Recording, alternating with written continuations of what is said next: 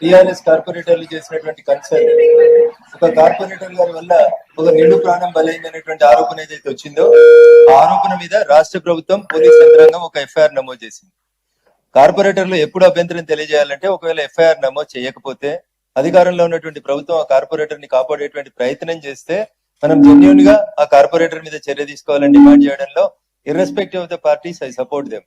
But ఆ జరిగిన సంఘటనలో నేను కూడా దినపత్రికలలో చదివిన సమాచారం మేరకు వారి మీద ఎఫ్ఐఆర్ నమోదైనట్టు, ఇన్వెస్టిగేషన్ జరుగుతున్నట్టు దినపత్రికలలో చూడడం జరిగింది.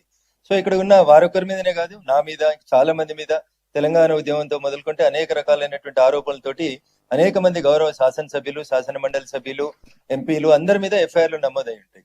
దాని అర్థము ఎఫ్ఐఆర్ నమోదు భారత రాజ్యాంగం, డాక్టర్ బిఆర్ అంబేద్కర్ గారు రాసిన రాజ్యాంగం ఎఫ్ఐఆర్ నమోదు చేయగానే ఉరిదీయాలని చెప్పలేదు.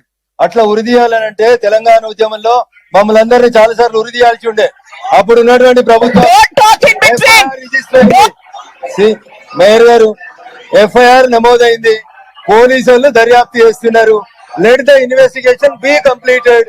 అది నేను మీ తరఫున మాట్లాడినా, వారి తరఫున మాట్లాడినా, ఎవరి తరఫున మాట్లాడినా, బీయింగ్ అన్ అడ్వకేట్ ఎఫ్ఐఆర్ అయిన తర్వాత పోలీసులు వాళ్ళ పని వాళ్ళు చేస్తారు. మీ దగ్గర ఏమైనా ఆధారాలు ఉంటే, మీ దగ్గర ఉన్న చాలా మంది ఎమ్మెల్యేలు కూడా అడ్వకేట్స్ ఉన్నారు, వారిని తీసుకుని వెళ్ళి కన్సర్న్ ఎస్హెచ్ఓ గారికి ఆధారాలు సబ్మిట్ చేయండి. మీ దగ్గర అడ్వకేట్ తక్కువ ఉంటే నాలాంటి అడ్వకేట్ ని రమ్మంటే, irrespective of parties, as an advocate definitely I will represent your case in before the SHO.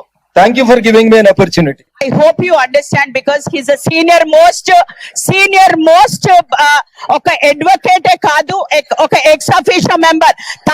తెలవకుండా అంత క్లియర్ గా ఒక ఎక్స్ అఫీషియో మెంబర్ ఎక్స్ప్లెయిన్ చేశాక ఏదో మీకు తెలియని మాటలు మాట్లాడద్దు. I will not even encourage people like you. Sit down.